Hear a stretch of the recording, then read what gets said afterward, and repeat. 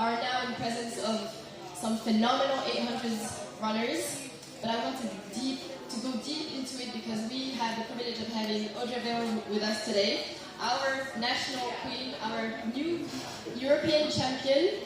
Audrey, last year we were here for your very first Diamond League press conference, and now you are European champion. Tell me how you feel about this new title. Hello everyone. So yeah, I feel really great about this new title, and yeah, it's true that during the last year a lot of things happened. So yeah, it was my first press conference last year, and now I did so many press conferences because yeah, in every meeting I was in the press conference. But yeah, I think this is a new world for me, and I will enjoy those time, and yeah, it's really a good time. Beaucoup de choses ont changé depuis l'année dernière, où c'était ma première conférence de presse de Diamond League. Maintenant, j'en fais à peu près à chaque meeting. C'est un plaisir d'être ici. Bonjour à tous, et ça me fait plaisir de partager et de voir tout ce qui a changé en année. Femke, I'm also very, very glad to have you here. Congratulations on such a successful transition to the 800. How do you feel about this new event? Thank you for having me, first of all. Yeah, it's very new. It's first time in Lausanne running 2 laps. But I'm really enjoying this year. I think it's a lot of fun experiencing and discovering this complete new event. And I also really enjoy the event, which is very nice. So yeah, it's going well. And just a quick question. You've had a lot of years running 400 hurdles, training for those events. Now you're training for the 800. Is there a huge difference? Is there something you don't like, you really dislike, or something that you now really enjoy more than the 400?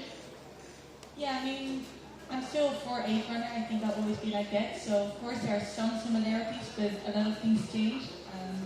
In all honesty, I like it all a lot. I realized that I really didn't like the speed training so much that I would have less of them. So yeah, there are of course things you like more and less, but I'm really liking most of it.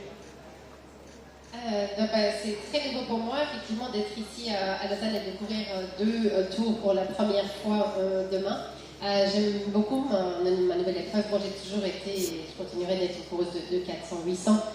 Mais c'est vraiment intéressant de découvrir tout ça. Et en termes d'entraînement, il y a certaines similarités avec le 400 mètres. D'autres unités sont beaucoup plus nouvelles. Il y en a aucune que je n'aime pas. C'est intéressant de découvrir cette épreuve et de la préparer. Marco, you've had a phenomenal season. You ran an extraordinary 1:41.84 earlier this season. What did that performance tell you about where you were at that time and what we could expect for the rest of the season? Yes, thank you. I was actually quite surprised from that performance. I knew I was coming off a bit of an injury, so I wasn't as confident as I normally would be. But when you run something like that, it kind of reminds you of how good you really are, and I think that just gave me confidence, knowing that as long as I do the training, I can always compete to at least close to my best. Et c'est 1:41.84 m'ont vraiment surpris aussi, parce que je revenais de blessure, je n'ai pas encore autant en confiance que d'habitude.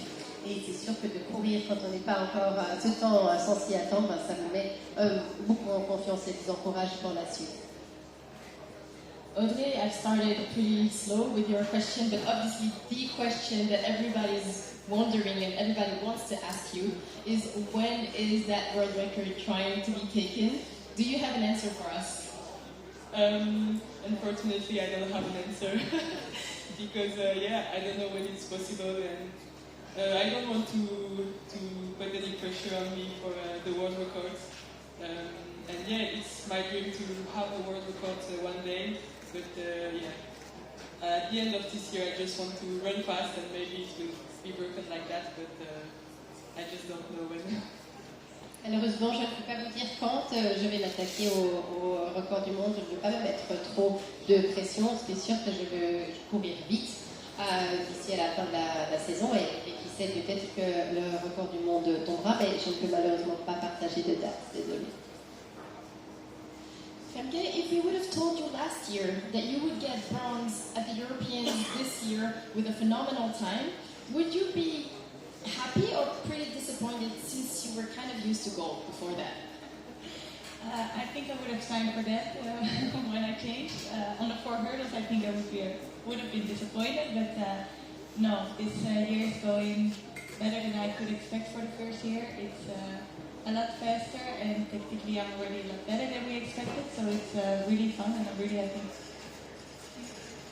Alors, si j'avais gagné le bronze sur 400 mètres et au championnat d'Europe, évidemment que j'aurais été déçue. Maintenant, là, pour ma première année sur 800 mètres, sur ma nouvelle discipline, beaucoup plus vite et encore beaucoup mieux que tout ce à quoi je pouvais m'attendre. Donc, je suis vraiment très très contente de cette médaille de bronze et très contente de cette saison jusqu'à présent. Was that national record a goal for this year already, or was it more a surprise for you when you saw the time on the board at the end of the race? Yeah, I think after Paris, I was very close and I really didn't expect it that day, so then it started to be a bit in my head like maybe I can do it this year, but at the beginning of the year it wasn't at all in the cards to think about it, so that I'm now equaling it. I think it's very special to equal it because Ellen van Lang is really a legend in our country and she's such a nice person, but no, I didn't expect it. Et je ne m'attendais pas à égaliser le record national des Pays-Bas sur 800 mètres. On a commencé à en parler un petit peu après mon résultat de Paris, mais au début de saison, on n'en parlait vraiment pas du tout. Donc je me suis surprise moi-même aussi de pouvoir les gagner. Marco, you are known for being one of the most confident athletes as a front runner in the 800. Is it because you feel safest being in the leading position, or is it more of a tactical strategy that you enjoy more? Yes, I think it's a bit of both. I do feel very confident. For a while I trained a lot on my own, so I'm no stranger to figuring out the pacing by myself. And then tactical, I think just avoiding traffic when you have long legs, it's hard to kind of sit in the middle of the pack, and I don't want to run extra distance, so being up front kind of eliminates both of those, so it works both ways. So is being a tall athlete something that you keep in mind and kind of changes the way you run, or do you adapt to your height? Yes, I think it does play a huge factor. I've had a lot of experiences where I've tried to play around and kind of got caught up bumping legs, and as we saw in the European Championships, that tends to happen quite often in the 800. So for me, I think just trying to play it as safe as possible helps. C'est vrai que j'aime beaucoup me mettre tout devant et emmener le peloton dans mes courses pour différentes raisons. D'une part, j'ai passé beaucoup de temps à m'entraîner tout seul, donc vraiment m'imposer un rythme et puis le suivre et ne compter que sur moi-même, c'est quelque chose que j'aime faire. Ensuite, il y a ma taille aussi. C'est vrai quand on a des longues jambes, j'en ai fait l'expérience quand vous êtes dans le peloton, ça peut tout de suite mal se passer. On l'a vu d'ailleurs au championnat d'Europe. Donc, si vous voulez vraiment être en sécurité avec de grandes jambes, mieux vaut être devant. Et accessoirement, ce que j'ai mérité aussi, c'est évidemment faire des mètres supplémentaires inutiles. En parlant talking about long legs, I know you probably talked a lot about that fall in Birmingham, but what went through your mind when you actually got up and finished the race? What were you thinking? Did you know it was a possibility for you to be taken back for the final, or did you even not think about it? You just wanted to finish the race? Yeah, I knew that I needed to finish the race in order to maybe be in the final. So I just decided to get up and finish the race. And at this moment I was not sure if it was possible for me to be in the final, but it was just necessary to finish the race. And what kind of an impact did it have to your mental health, that fall and all the drama leading to the final?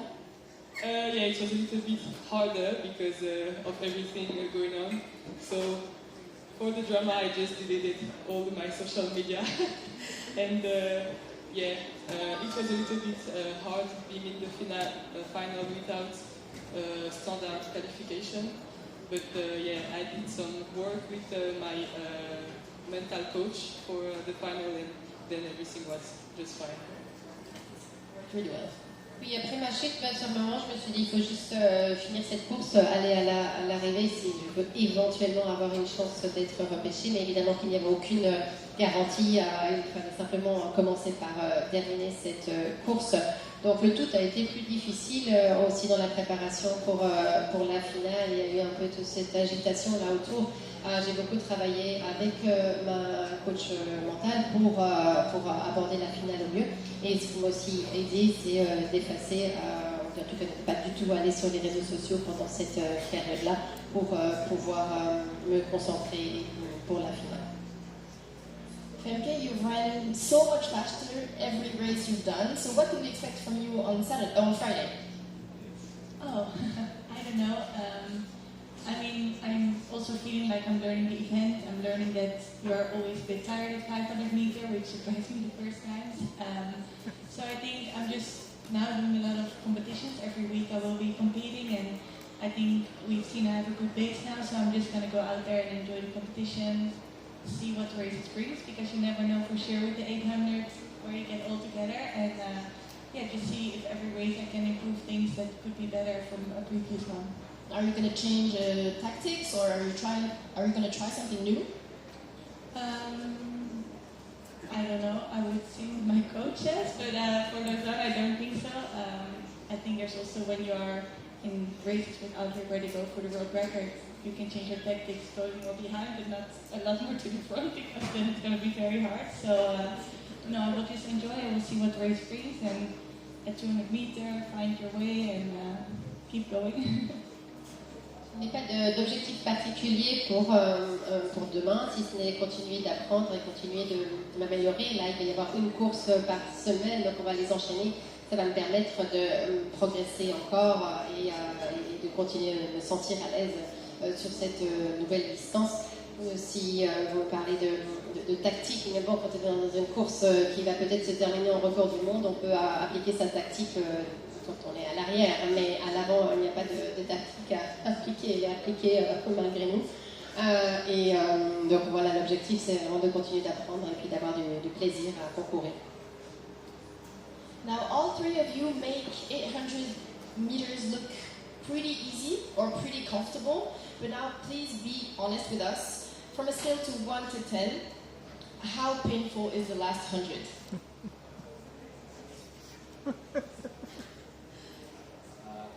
I think it's personally felt like 2 or 3. It's not as painful as you think for me, at least. The problem is I just can't move faster. Audrey? I also think I will give 5, because for me the training are harder than the race, and in the last meter I'm just tired, but I cannot go faster, but it's not that bad. Please, Femke, just confirm what I think. Well, I did just the 4x4, and there the last 50 is like a more lactic hit, but I would give it at least a 7 or 8. Maybe that's just me. Well, thank you so much. Is there any questions? Alors, sur une échelle de 1 à 10, le degré de difficulté des 100 derniers mètres, ma foi, Arop, c'est pas si difficile que ça. Je mettrais 2, voire 3. En fait, c'est juste qu'on ne peut pas aller plus vite, mais la douleur en soi n'est pas si terrible que ça. Audrey Werro est plus ou moins d'accord avec cette analyse. Ce qui est surtout dur, dit Audrey, c'est les entraînements en fait. Après, quand on ne peut plus aller plus vite, on subit et puis à la fin on termine.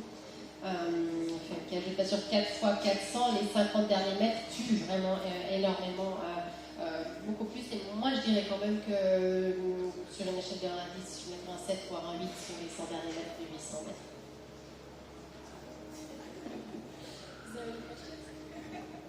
Oui, une question à Audrey. Pour espérer battre le record du monde de 800 mètres, tu penses que tu dois passer en combien? 400?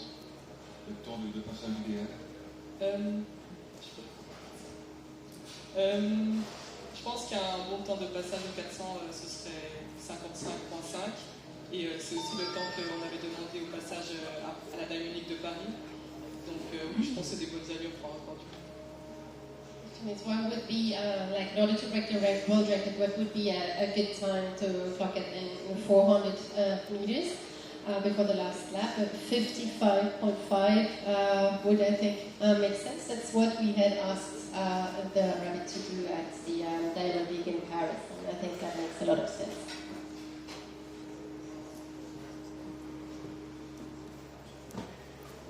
Thank you. Question for Audrey. I'd like to go back again to Birmingham because I don't think anybody's surprised that you won.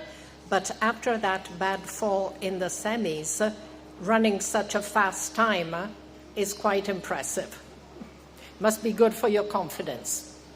Yeah, it's really good for my confidence. And yeah, it was a hard fall, but it gave me also a lot of energy to do something great with the second chance I have. So I think it was also I was able to transform this bad thing into a positive thing, and it just gave me energy. Oui, c'est vrai que c'était vraiment pas bonne expérience du tout. C'était une lourde chute et ce que j'ai essayé de faire, c'est de transformer cette expérience négative en une expérience positive, en de l'énergie positive à utiliser pour la finale. A question for Femke. I just wonder whether changing from the 4 hurdles to the 800 mentally might extend your career somehow. You often hear people who change their careers and do something completely different later in life. They feel that freshness keeps them mentally quite young. I wonder if it's the same by changing an event. Yeah, I think in a way it is. I've been training since 2019-2020 season with my coach, and at one point, of course, you innovate, but it also worked really well. We did on the 400 hurdles, so I think this was also one of the reasons why I chose to switch events, because I like to be challenged, I like to be kept fresh with this way. It's a completely new way, and yeah, you also start a completely new journey. So of course, it's in that way I think extends also the joy in a different way. But yeah, no, I think so. It's just. Oui, c'est vrai que de changer d'épreuve, ça prolonge ma carrière quelque peu.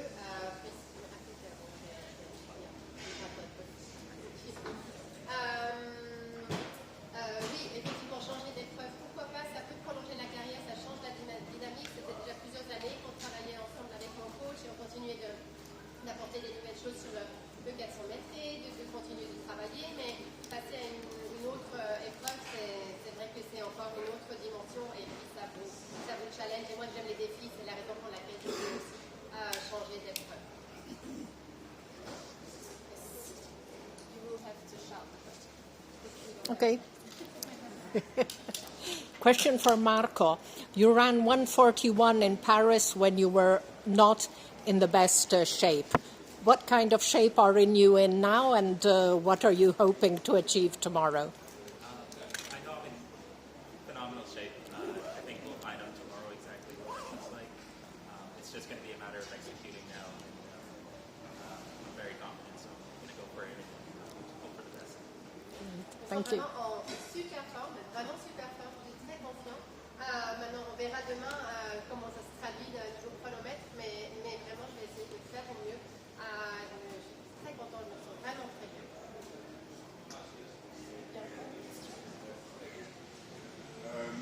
Audrey and Femke, you have a huge program ahead with 5 more races, I guess, at the very top level, which are 5 more occasions to break the world record. Which one is the most important, and where do you think you have can come the closest to the world record between these 5 occasions, 2 in Budapest and here, and Zurich and Brussels? Maybe the same question for Marco.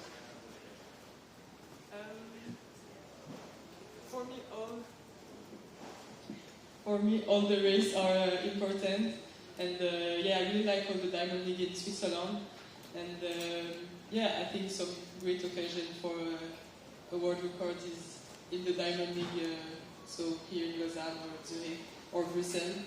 So yeah, I just don't know when, but I will try to go fast.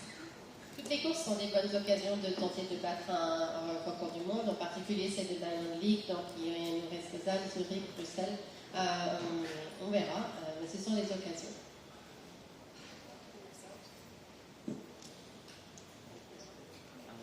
Yeah, I guess it's like you said, every race is an opportunity for that world record to go down, so I'm going to go for it each time, and maybe not at the rounds, but yeah, I'm confident that at some point it'll go down. Chaque course est une occasion de battre ce record du monde, alors peut-être pas les courses en série, mais toutes les autres, oui. Et je suis très confiant que ce record du monde va être battu et je vais continuer de l'attaquer.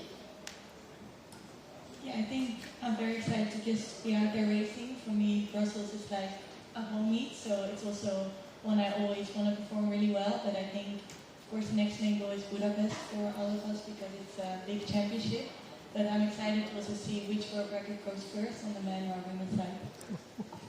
Alors, je suis impatiente de voir lequel des records du monde va tomber en premier, si c'est chez les femmes ou chez les hommes. Il reste des courses et il reste effectivement aussi les championnats Ultimate Championships. On va vraiment voir prendre une course après l'autre et je suis très contente de participer à ces courses et de voir quand ce record du monde va tomber et chez qui. Une question Audrey. Si on se projette vers 2027-2028, les Mondiaux de Pékin, les Jeux de Los Angeles, d'après toi, qui sera ta plus sérieuse rivale? Est-ce que c'est Kelly ou Femke? Je pense que ce sera les deux, parce que c'est déjà le podium qu'il y a eu au championnat d'Europe. Je pense pas que je puisse les départager, mais je pense que oui, on est les trois de bonnes concurrentes. Et je pense que c'est aussi quelque chose de très bien pour continuer de progresser et d'aller toujours plus vite. Looking into 27-28, who of Femke or Keely do you think will be your greatest rival in the event? Actually I don't know, both of them. We've seen it in Birmingham, both, or we all run very fast. So I really think both of them are at equal well, both big rivals for me.